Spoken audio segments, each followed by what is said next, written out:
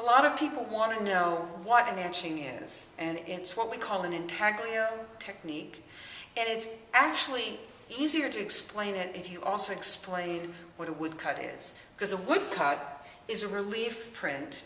It's like a potato print. And to make the woodcut, all you do is you take your piece of wood, or you could take a linoleum, is also a relief print, and wherever you don't want ink, you carve away the wood. So in this image, wherever there's white, I've carved away the wood, and in order to print it, I have rolled ink on the surface.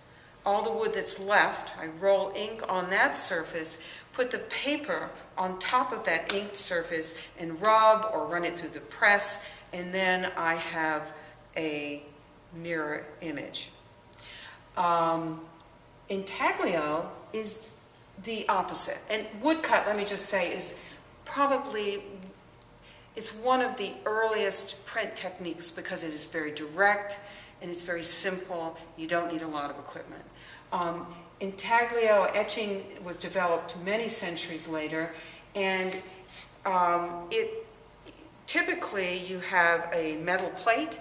Copper is the most beautiful plate kind of metal to use, and you cover the metal plate with an acid-resistant wax, we call that a ground, and you draw through that with a stylus, like a dental pick.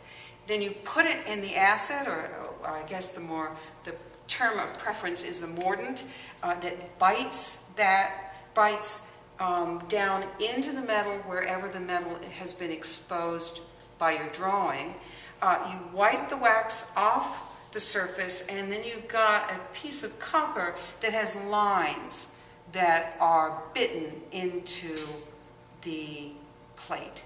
In order to print it, you rub ink all over the surface of the copper, so it's down into the lines, but then you wipe it off of the surface. So it's exactly the opposite of the relief print, where the ink sits on the surface. In the etching, the ink sits in the lines, is wiped off of the surface. Then you take a piece of damp paper, which is to soften the paper so it won't rip under the pressure of the press.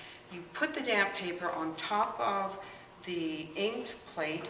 You put felt blankets on top of that, and you run it through the etching press. And the pressure of the blankets pushes the paper down into the lines. Then when it's run through the press, you lift off the blankets, you lift off the paper, and again you've got a reverse image, but you've got an image of the ink that's in the lines rather than on top of the surface. So that's the difference between intaglio and woodcut.